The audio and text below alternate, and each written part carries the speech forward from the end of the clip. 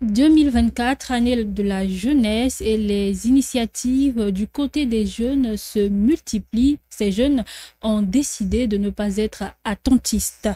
En novembre prochain se tiendront à Pointe-Noire les assises jeunesse dans la course. Le pourquoi et le comment de cet événement qui avance à grands pas, eh bien, nous recevons deux invités ce soir. Darcy Masengo et Chris Moussoki sont des nôtres dans la grande interview. Bienvenue à tous et bonsoir.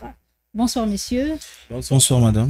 Alors, je l'ai dit, en novembre prochain, cet événement aura lieu du côté de Pointe-Noire. La coordination, vous êtes tous deux membres de la coordination de ces assises. Quel sens déjà, pour commencer, donner à cette dénomination jeunesse dans la course? Merci madame, et nous sommes très heureux d'être sur ce plateau avec vous pour parler des questions qui concernent la jeunesse. Je suis Chris Moussoki, secrétaire à la communication des assises jeunesse dans la course à GEDCO en cycle. Alors, 2024, année de la jeunesse, bien évidemment. Pourquoi organiser des assises jeunesse dans la course? Parce que tout simplement, les jeunes ont besoin d'être mis en face de leur destin. Ils ont besoin de comprendre les enjeux de leur avenir. Ils ont besoin d'être éveillés. Ils ont besoin d'être motivés, d'être sensibilisés dans les domaines qui sont des secteurs porteurs des métiers d'avenir. Darcy Masengo, les assises jeunesse dans la course, est-ce que ces jeunes sont hors de la course maintenant?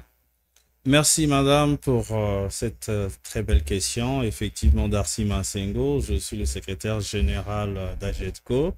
Est-ce que les jeunes sont hors de la course? Il s'est juste rappelé que nous ne sommes pas engagés qu'en 2024. Ça fait des années, tout ce qui est action pour la jeunesse, c'est un sacerdoce. Vous savez, on dit souvent c'est le premier pas qui prépare la longue marche. Nous n'allons pas en fin de compte sous-estimer le potentiel ou la capacité d'action de ces jeunes. Je pense que le combat ou la course a commencé il y a très longtemps, mais la particularité en 2024, c'est que l'année 2024 décrétée année de la jeunesse par le chef de l'État. Bien évidemment, nous avons pensé, parce qu'ici est de rappeler que AGEDCO, c'est un concept, mais qui est porté par World Winner Academy, c'est une académie de coaching, et Fonatev, qui est un forum naturellement engagé sur des questions d'entrepreneuriat envers les étudiants et envers les jeunes. Donc, les jeunes ne sont pas en marge de la course, mais nous voulons apporter une touche particulière pour que ces jeunes, bien évidemment, soient encore déterminés dans cette course. Pourquoi des assises et pas autre chose pour cette année de la jeunesse? Pourquoi des assises? Mais bien évidemment, tout part d'un concept. Nous avons pensé mettre les assises. Pourquoi? Parce que bien évidemment, vous allez comprendre que ça va peut-être être pendant une semaine qu'il y aura des activités. Et nous avons pensé, on pouvait dire symposium, forum, ainsi de suite. Assise, c'est le concept qui convient bien évidemment. Et vous allez comprendre, on joue aussi sur le mot pour toucher le mindset. À GEDCO, ça sonne très bien. Alors, je me tourne vers vous, Chris Moussoki. Que visent ces assises? Alors, les assises jeunesse dans la course à GEDCO ont plusieurs objectifs. Déjà, il sera question lors de ces assises de mettre en face des jeunes, des professionnels qui ont émergé dans des secteurs bien déterminés. Nous avons ciblé 4 domaines. Vous avez déjà le sport, les métiers des sports. Vous avez la musique, culture et art. L'agriculture, bien évidemment, priorité des priorités, selon le programme d'action gouvernementale actuel. Vous avez également le numérique et l'intelligence artificielle. Alors, nous pensons que dans ces 4 domaines, il y a des jeunes qui ont déjà du potentiel, qui peuvent entreprendre, qui peuvent se lancer, mais qui manquent parfois de motivation, qui manquent de facteurs clés de succès pour comprendre l'intérêt de leur secteur d'activité. Et c'est pourquoi lors de ces assises, en guise de vision également, il sera question de mettre ces jeunes en face des professionnels qui vont discuter avec eux, qui vont échanger, mais qui vont surtout les former dans ces quatre domaines. C'est pourquoi, dans la continuité de notre interview, je pourrais dévoiler les organisations très déterminées qui ont été choisies pour pouvoir assurer ces questions de formation, justement. Alors, on va pas se le cacher, c'est pas la première fois que les jeunes sont face à des rôles modèles, sont face à des personnalités. Cette fois-ci, qu'est-ce qui va changer? Qu'est-ce que AGEDCO va apporter que d'autres assises n'ont peut-être pas apporté? Alors, c'est une très belle question déjà. Vous savez, il y a une différence entre lorsque vous êtes en face d'une personne ou d'un modèle qui a émergé dans la vie, dans un secteur parallèle, et lorsque vous êtes en face d'un modèle qui émerge dans le secteur qui vous intéresse. Il est plutôt très intéressant de copier son parcours, de s'imprégner de ses difficultés, de comprendre ses motivations, et parfois de se rendre même compte que vous rencontrez moins d'obstacles que cette personne, mais vous avez une démotivation alors que vous devriez faire mieux. Donc, la particularité, c'est déjà le fait de rencontrer des experts, des spécialistes, des personnalités qui ont émergé dans ces quatre secteurs. Je vais plutôt prendre des exemples très pratiques. Dans le domaine des sports, par exemple, nous avons des modèles comme Samuel Eto'o, par exemple. Dans le domaine de l'agriculture, nous avons plusieurs sociétés, entreprises qui interviennent dans les domaines agricoles. Une société comme Ager Aliments, par exemple. Si vous prenez le domaine de la culture art, ben, nous avons des modèles comme Singila, qui sont congolais, mais qui ont pu émerger dans la musique. Et ça sera l'occasion pour ces jeunes de rencontrer ces personnes-là. Et ça, c'est vraiment une particularité de ces assises. Et ensuite, en matière de formation, il y a des instituts, sinon des académies spécialisées qui vont assurer la formation. Nous avons par exemple, pour le cas du domaine des sports, nous sommes en négociation avec l'Académie Alima, qui a des grands professionnels en matière de sport. Pour des questions de musique, culture et art, nous sommes en discussion avec l'Institut national des arts de Kinshasa, qui manifeste un grand intérêt à participer à cet événement, qui est bien sûr une école qui a pu révéler beaucoup de talents dans le domaine de la musique, de la culture et des arts. Voilà la particularité. Alors, Darcy Masengo, vous êtes aussi coach. Quel impact peut avoir ces personnalités-là dans la construction de l'humain, de ces jeunes qui viendront? Vous savez, l'une des plus grandes choses qui peut impacter toute chose, c'est le mindset. Et nous reconnaissons, nous avons un problème qui est lié au mindset. Je voudrais vous épargner des détails que nous sommes victimes, des conséquences socio-historiques. Bien évidemment, je suis coach. C'est vrai que je suis focalisé plus sur le mindset américain. Cette activité, je pense qu'arrive à point nommé. Vous savez, les Américains se sont développés sur l'histoire des success stories, donc des modèles. Et cette activité ou ces assises qui vont être tenues, c'est une occasion en or. Parce que les jeunes qui seront devant ces modèles auront une autre perception de tout ce qui constitue éventuellement le domaine auquel ils veulent s'engager. Et nous osons croire effectivement en tant que coach, parce que nous le faisons je dirais, on a pris le temps éventuellement d'évaluer l'importance de ces assises. Et déjà, je puis le dire parce qu'il y aura au moins 15 000 jeunes. Après, il y aura une sélection de 2 000 dont chacun, bien évidemment, va choisir le domaine. Bah, il y a la particularité en tant que coach, nous allons aussi apporter notre valeur ajoutée pour apporter un changement de mentalité à ces jeunes. Et moi, j'ai la ferme conviction que de là sortira une crème qui pourra demain apporter un plus dans notre nation. Alors, comment se préparent ces assises? Parce que novembre, c'est dans quelques temps. Oui, effectivement, on dit souvent au gros mot, les grands moyens. Nous sommes, comme on pourra le dire, très déterminés. Quelle que soit la montagne qui se présente devant nous, nous sommes très, très actifs. Déjà, je dirais, nous n'avons pas encore atteint le seuil, mais je pourrais dire déjà le pourcentage est en train d'être atteint et nous osons croire que ces activités-là seront une réussite parce que, comme on le dit, nous ne faisons pas les choses à moitié. C'est aussi une occasion, bien évidemment, de lancer un appel naturellement aux partenaires potentiels qui pourront nous accompagner parce qu'un seul doigt ne peut pas laver le visage. On dit l'union fait la force. Donc, nous sommes bien déterminés et nous avons la ferme conviction que ces activités vont se tenir très bien.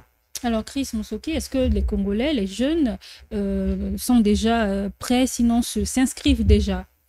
Alors, de manière pratique, je vais parler des dispositions qui ont été prises D'accord. parce qu'il s'agit là d'une activité d'envergure nationale qui va, comme le coach Darcy a su le dire, mobiliser 15 à 20 000 jeunes.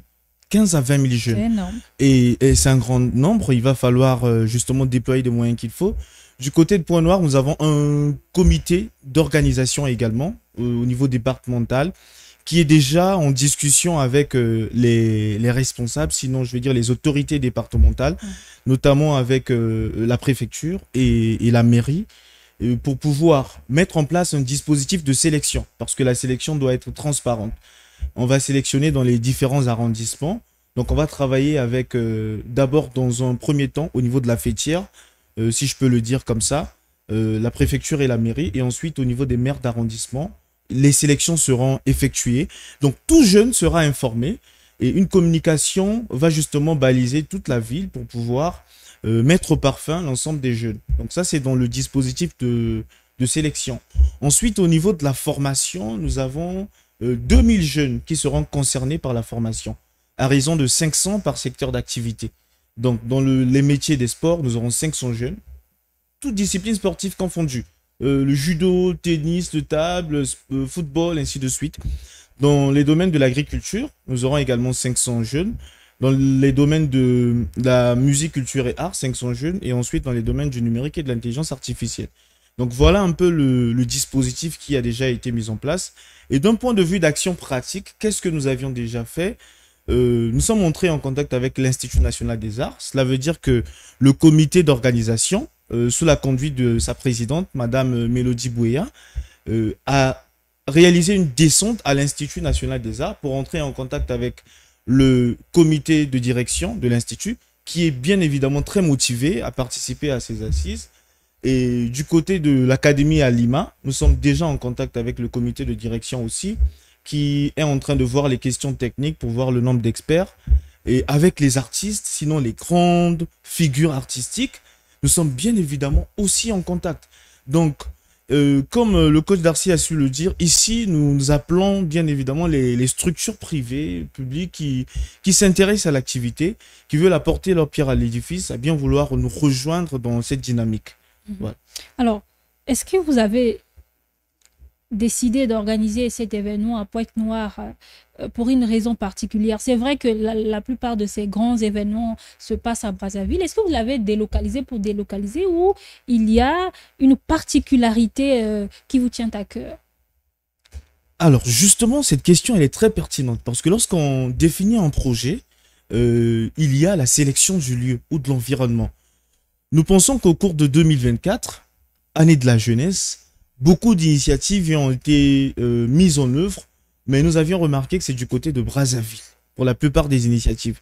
Et nous pensons également que le choix d'un département comme Pointe-Noire est très stratégique parce que vous avez le département du Niari qui est juste à côté, et voilà, vous avez le Kwilu également qui est à côté. Donc on peut, d'une pierre, en choisissant le département de Pointe-Noire, toucher deux autres départements limitrophes pour pouvoir faire participer les jeunes venus de divers horizons. Et c'est pour justement répondre un peu à la demande des jeunes de Pointe-Noire qui nous ont dit, nous avons comme l'impression que la plupart des initiatives sont concentrées du côté de Brazzaville. Faites quelque chose pour nous. Voilà donc.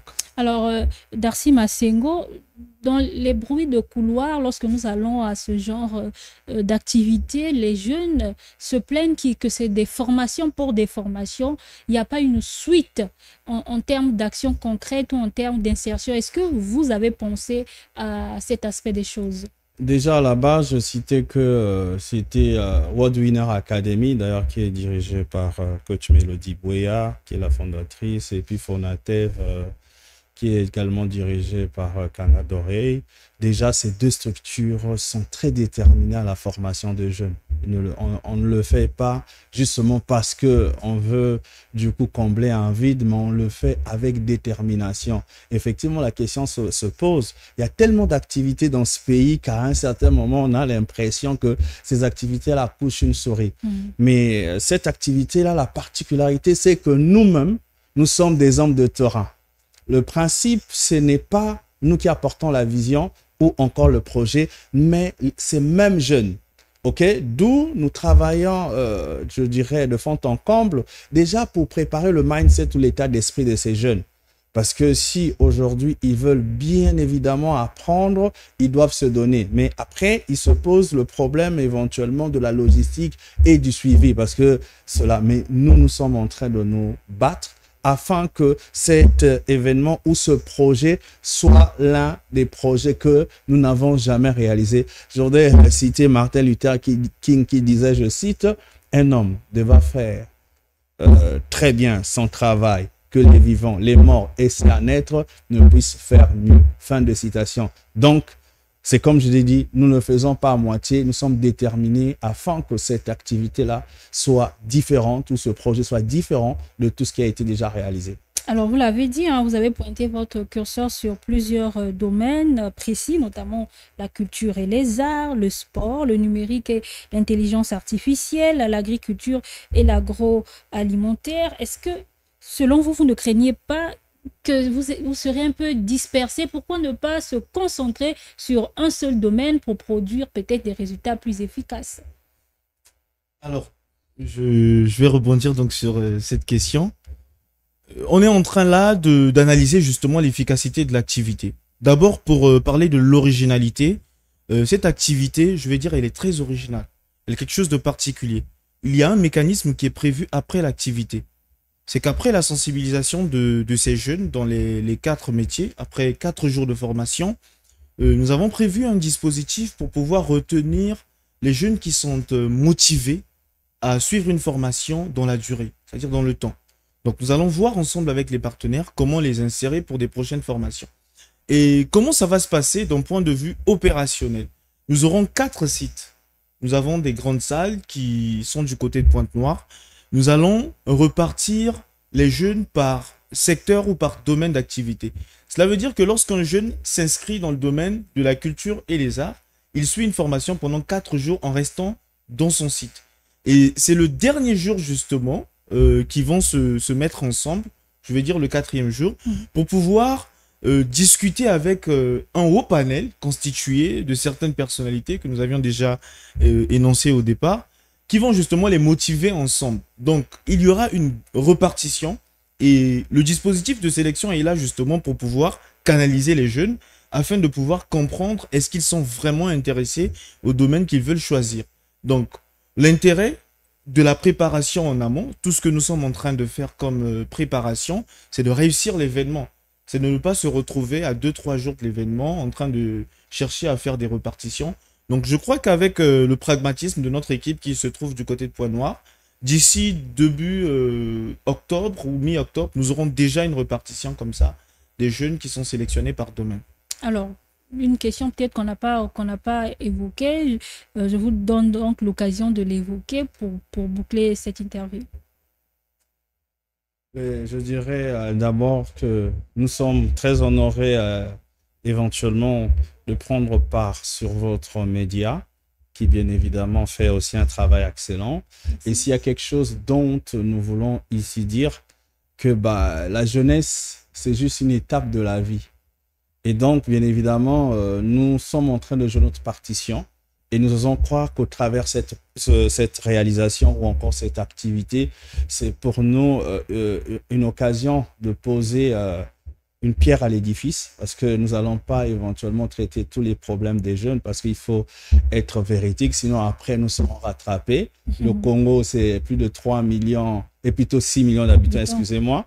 Et donc, bien évidemment, la couche juvénile est éventuellement la plus élevée. Sinon, donc, bien évidemment, nous jouons notre partition et nous avons besoin, bien évidemment, de l'apport de tout un chacun. Nous n'avons pas le monopole éventuellement de toutes les connaissances ou encore de toutes les stratégies pour sortir les jeunes éventuellement du bourbier auquel ils sont bien évidemment confrontés. Et nous sommes ouverts, en tout cas, tous ceux qui pensent qu'ils peuvent naturellement apporter leur pierre à l'édifice, AGEDCO est totalement ouvert. Et bien évidemment, nous voulons encore remercier bien évidemment le chef de l'État qui a décrété cette année de la jeunesse, qui nous a donné la motivation, et aussi remercier le ministre de la jeunesse et des sports, mais aussi le secrétaire exécutif du conseil consultatif de la jeunesse qui accompagne cette activité, voilà, le monde de la femme. Alors, Chris Moussoki, comment persuader tous ces jeunes autour de Pointe-Noire et peut-être au-delà où ils soient, il faut de faire le déplacement de Pointe-Noire? Alors déjà, je dirais que les assises jeunesse dans la course constituent ici une plateforme qui est en train de nous montrer quand même que les jeunes peuvent réaliser des activités concrètes avec une certaine originalité et qui vont vraiment répondre aux besoins de cette couche juvénile. Alors, au Congo, nous avons sinon autour de 75% de la population qui est jeune, et l'urgence y est de s'allier, de s'engager dans des initiatives qui sont mises en œuvre pour le bien-être de la jeunesse. Donc, nous incitons les jeunes à nous suivre sur nos différentes plateformes, les différents médias sociaux, pour pouvoir comprendre l'intérêt de cette activité. Je crois que du côté de Pointe-Noire, le 31 août 2024, nous avions lancé cette activité avec beaucoup d'engouement. Et nous comptons, et nous savons compter sur nos amis jeunes du côté de Pointe-Noire et des départements environnants, afin qu'ils participent massivement.